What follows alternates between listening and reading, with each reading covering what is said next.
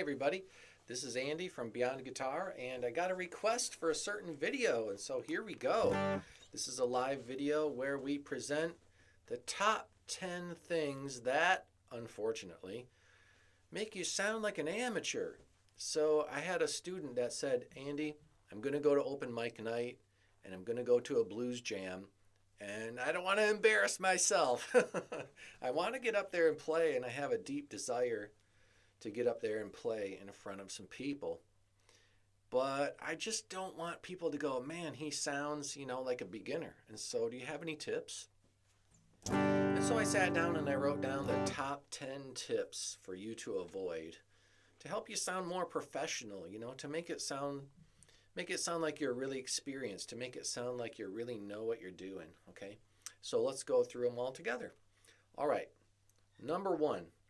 The number one thing that makes you look and sound like a total beginner on guitar is you only pick down and you never pick up and you never go down and up. Okay? So experienced guitar players, with their pick, they go down, up, down, up, down, up. All right? Watch any professional player play a blues solo. Okay? They're going to pick down and up. Down, up, down, up, down, up, down, up, down, up, down, up, down, up, down, up, down, up, down. It's not just down, down, down, down, down, down all the time. Okay, there are exceptions. Like, okay, you're playing a Metallica song. All right, James Hetfield says, pick down when you play his metal riffs. It sounds better. All right, fair enough. If you're chugging away on the low E string, all right, you're going to play down, down, down, down, down.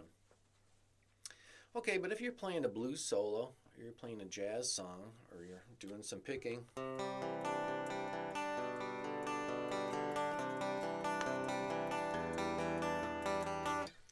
okay, so it's all played with downs and up. If you only know how to go down, down, down, down, down, down, down, kind of look like you're just learning how to play the guitar for the first time. So my first bit of advice for you, number one, is practice your downs and ups. Okay, that's a lot, right? How do you learn that? It's hard to just say, all right, I'll play down and up from now on, Andy. It's harder than it seems. Okay, if you're struggling with that and you want something to practice, pick any scale, pick any song. What if we just do something simple like blues scale number 1? Right? Something easy.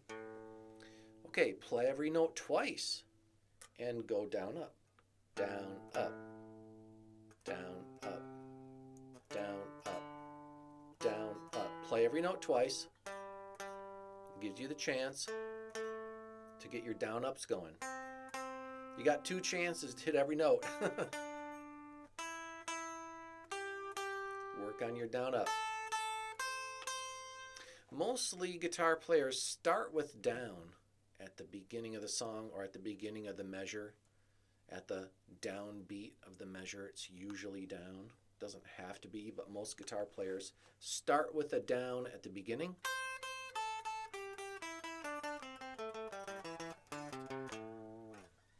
You start with the down at the beginning, and then you continue on with down, up, picking.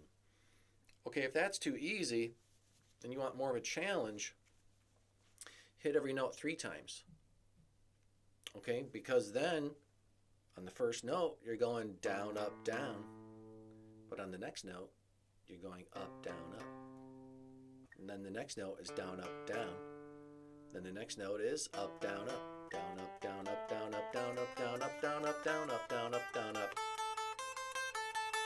So if you're doing 3 strokes per note, then you can get more of the feel of sometimes it's a down, sometimes it's an up. Okay, so work on your alternate picking.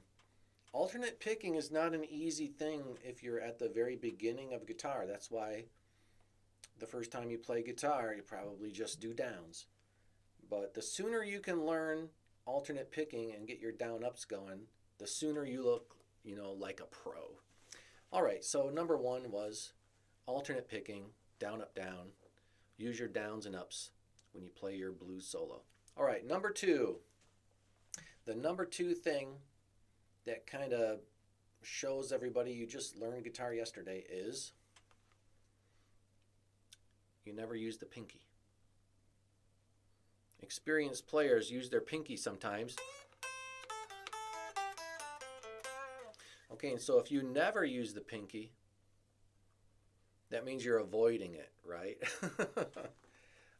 So try to get that pinky finger in there sometimes. And then another part of that is your ring finger will be pretty busy if you don't use the pinky, right? That means your ring finger has to take on all the responsibility of all the notes up here since your fourth finger is not being used. Okay, and so what shows me that someone has a lot of experience playing is that their fingers always have a bear claw. Their fingers are always curved. Every time they play every note on the guitar, every finger is curved. And you know, that seems pretty easy on finger one, your pointer finger. Okay, it's curved. My finger's curved. Finger two, yeah, I can curve it. That's not so tough.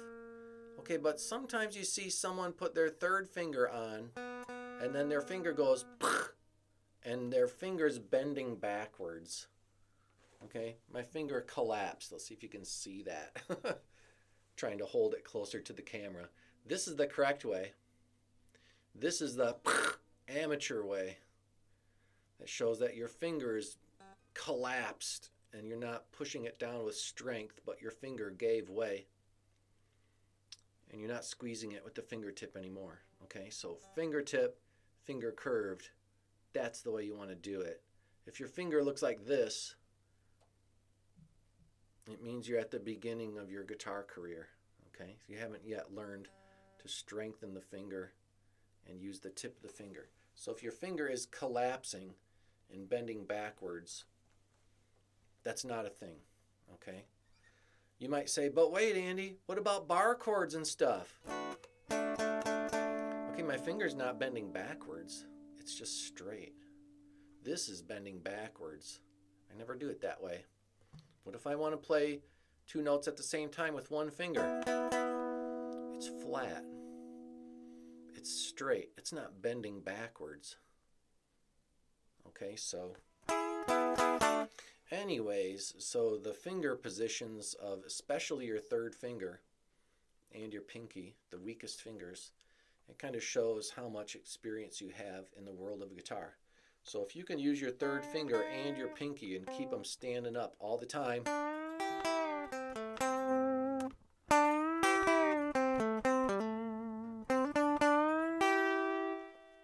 you don't want to bend your fingers backwards, all right? Keep going. Let's move on to the next one. So number 3. The one thing that you can do on stage, and this isn't even about playing the guitar, okay? So the one thing that you can do on stage that pegs you as an amateur player is you never touch your volume control to turn it down in between the songs. As soon as you play the last note of a song, song's over, volume knob 0. Next song begins, turn your volume knob up, play. That song's over, you hit the last note, volume knob 0. Hey everybody, how you doing tonight? Make sure you tip your waitress. Everybody having a good time? Let's have another drink. And next song begins, turn your volume knob up, play the song. That song's over, good night. Turn your volume knob down. Okay, if you're not turning your volume knob down when there's no music, that means your amp is going, and everyone's listening to that going, what is that sound? And you might be up there going, how does everybody think I sound? They're listening to you when the song isn't playing, okay? In between the songs, you're performing. All right, so perform in absolute silence on your guitar in between the songs. And you know, side note, don't let the audience hear you tune. I'm sure that your tuner pedal has a button where you tune in silence. So when you play, and you tune, the audience can't hear you. Then when it's time to play the song, then you turn up again, right? So if you're blasting full volume, I'm tuning, everybody, you might as well shout into the mic, hey everybody, I'm tuning.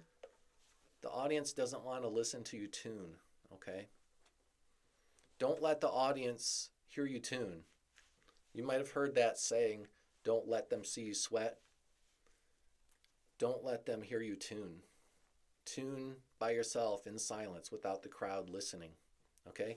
If I have to tune and I'm on stage, I usually step up to the mic and talk over it. And I'm tuning and I'm looking at my tuner and I'm going, hey, everybody having a good time tonight? All right, the next song I'm going to play for you is one of my favorites.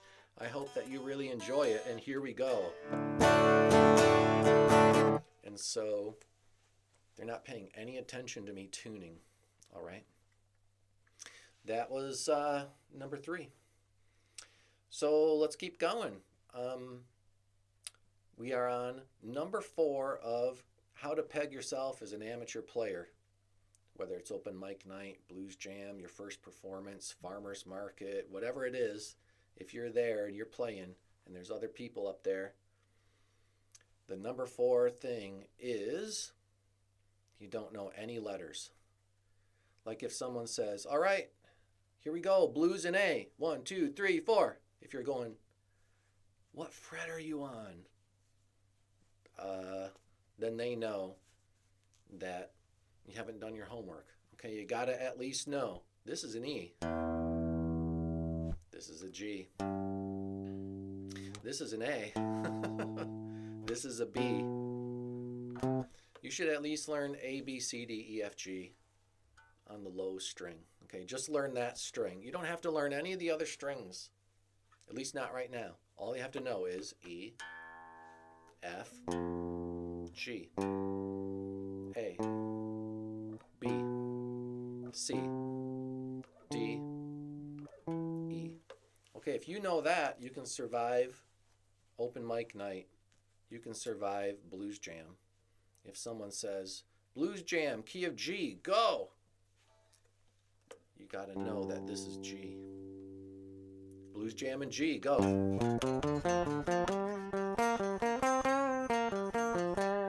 Start on G, start playing, the end. It's not that hard, you can do it. All right, so, but if you're going, what fret do I start on, guys? Then everyone will kind of roll their eyes. So you gotta memorize your letters on the fretboard. Let's keep going.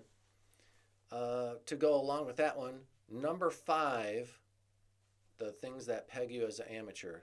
Number 5, you don't know the 12-bar blues form, which are the 12 chords that you play in the 12-bar blues, or you have to stare at your iPad the whole time because you don't know the song, or you never look at the other players in the band because you're staring at your iPad or you're staring at a book. That just means you weren't ready to be up there, okay? So don't bring a book, don't bring your iPad, learn the song. If you could play the song by memory, get up there and play it. If you have to play it off the pad of the iScreen, or the screen of the iPad, maybe practice more first until you memorize it, then go back and play it, okay? So what I mean by the 12-bar blues form is you go to open mic night and they're like, all right, here's 12-bar blues in A. You gotta know that it's A. And then play A again. Then play A again. Then play A again. Now play D. Play D again. Now play A. Now play A again. Now play E. Now play D. Now play A. And the 12th measure's E, and pound on that E because it's the last one. And then, is the song over? Yeah, kind of, but don't stop there. Return to A. Good night. Play the last note like a real pro. Let it ring out. Okay, you got to memorize that 12-bar blues form. There's just hundreds of songs that follow that chord progression. So memorize it. All right, keep going. The top 10 things that make you sound like an amateur. Number 6, you've never tried drop D tuning. All right, a lot of songs are in drop D. And so you got to know how to tune to drop D. Okay, you don't even need a tuner. All you have to do is hit your 4th string, the D string, and then do this. Match it. Okay, so tune your low string down until they sound the same.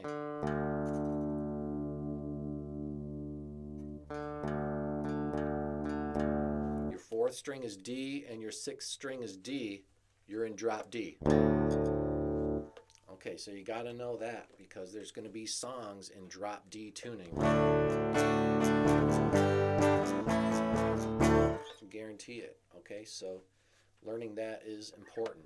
And then tuning back to standard is easy. Strike your high E and then do this.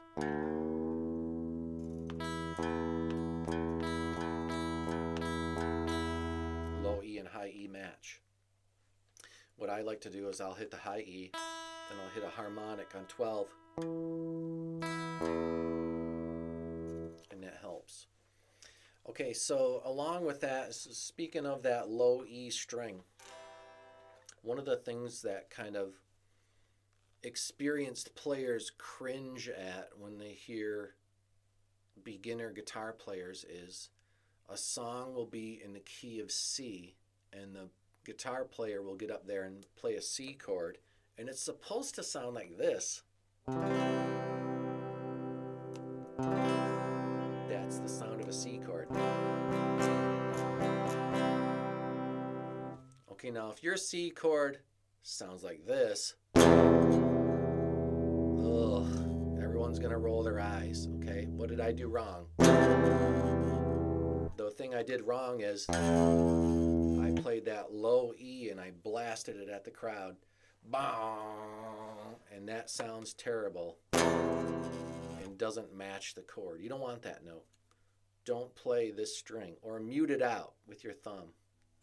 Okay, so a pure C chord doesn't have that low note hanging on over the chord. It's muted, okay?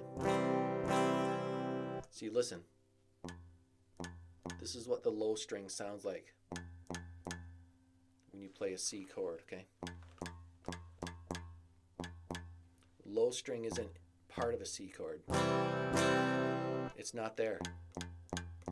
That's why John Denver played the 3rd fret on the low string with his C chord so that he would have a legitimate note that sounds good on that chord, okay? Then he wouldn't have to mute strings or miss the string with his pick. That chord is called C/G. And I call it the John Denver C because he used it constantly. That way you don't have that low E going while you're trying to play your C chord, okay? So anyway, there's a tip number 6. Let's keep going. Number 7 of the things that make you sound less than pro. The answer is your amp setup or your tone coming out your speaker doesn't sound good. All right, so get yourself a proper amp. It doesn't have to be a huge amp. It doesn't have to be 100 watts. It doesn't have to be stereo. But if you get yourself a nice little Fender Blues Deluxe or, Fender Jazzman or just a 12-inch speaker and 1 or 2 channels with a little foot switch, it'll sound fine. Okay, but if you're playing through like one of those Line 6 amps or like a Spider or like a modeling amp or something with the digital effects, sometimes those can sound pretty brittle and they often have too many effects. So if you're playing at a blues jam and you're trying to do something bluesy,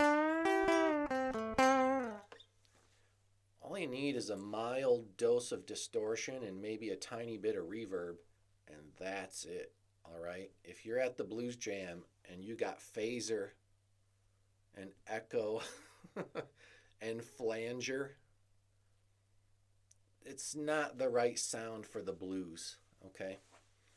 So maybe check your tone first before you show up and just wing it, right?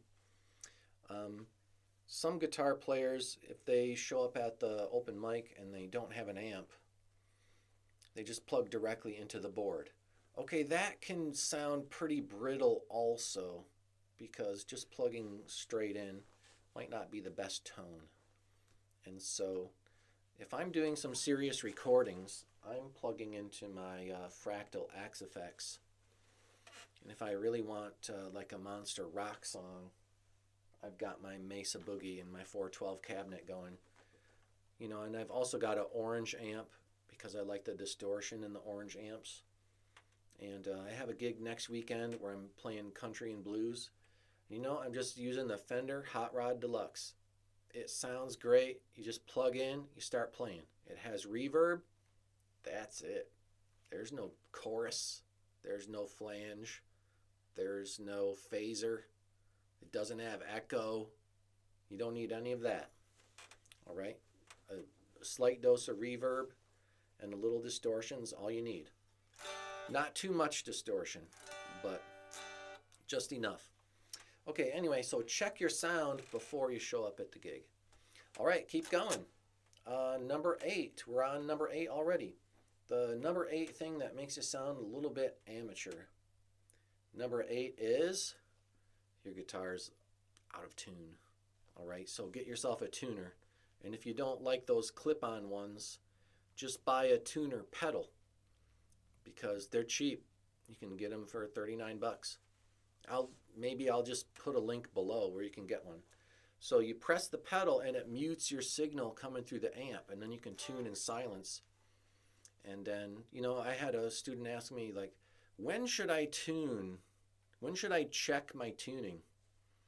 At the beginning of the show or at halftime, like when we take a break or what?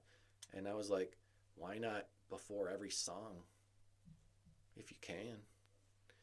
So especially if the song has a lot of bends. Okay, so check your tuning often and touch up your tuning. Even if it's a tiny bit off, touch it up. And if your guitar doesn't stay in tune, get a different one. All right, number 9. Things that you should avoid to make you sound more pro. Stopping in the middle of a song or starting over when you play a song or having a false start. Okay, so there's nothing worse than going to a concert and basically the guy's up there on stage and he's like, all right, this next song we're going to play for you, and here it goes. 1, 2, 3, 4. Oh, hang on, wait, stop. Sorry, everybody. Let me do that one again. Ready? Here we go. 1, 2, 3, 4. Yeah, don't do that. Once you start the song, play the song all the way through until the end. Don't stop the song or start over. All right? And sometimes there are nightmare scenarios where you start the song and oops, you forgot to use your capo, and so you have to put the capo on. All right, we've all been there, but you want to try to practice that and maybe even make some notes. Like if you have a set list, you might write on your set list the next song, you know, capo 3, next song capo 2, next song no capo. So be ready. Maybe practice in front of a mirror, or maybe make a video of yourself before you show up at the gig and go through the whole set and play it top to bottom like a real concert. And then you can work out when the capo goes on or how to start the songs. Here's another great suggestion. If you're in a band or you're a performer and you're going to go play 12 songs and play for an hour and open for someone else, play the beginning of all 12 songs right now. Okay, the first song goes like this. 1, 2, 3, 4. Okay, the second song starts like this. 1 and 2 and 3 and 4 and...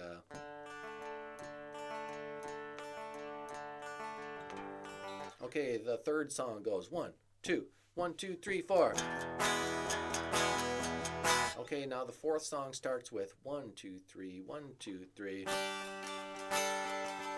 You know, work on the beginning of your song. Practice starting your songs. Get good at the beginning of the song and starting it strong. You don't always just have to practice playing the whole song all the way through.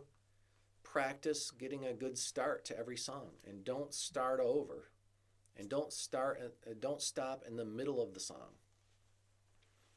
Okay, so that one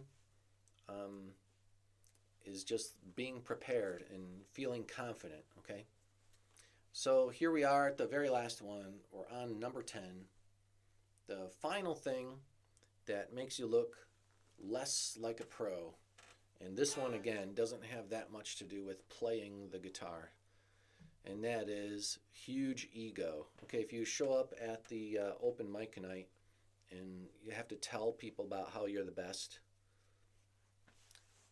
that's a kind of a sign among more experienced players, because the best players in the whole world are super, super humble. Okay, you can almost kind of tell if someone is super, super humble, they're probably really good. And if someone tells you about how great they are, they're probably not that great.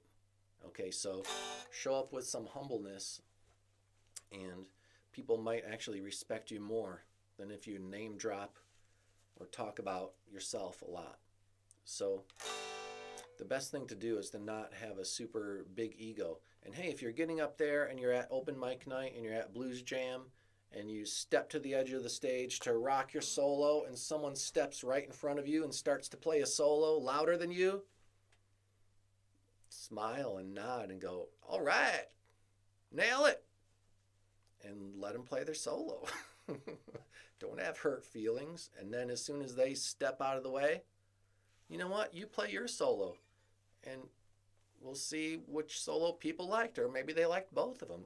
Maybe you could be guitar partners. I mean, why's it got to be one person better than the other, or I'm better than you? Or maybe the audience will notice, hey, that other guy was a bit of a jerk.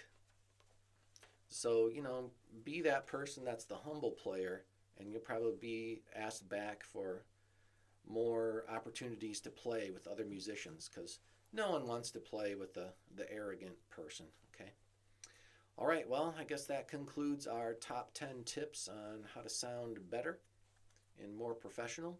And so if you thought that there was value in this video, drop a like, drop a subscribe, and I'll go ahead and put some more links in the description when I get around to it. And until then, see you next Saturday for more live videos, everybody. Bye-bye.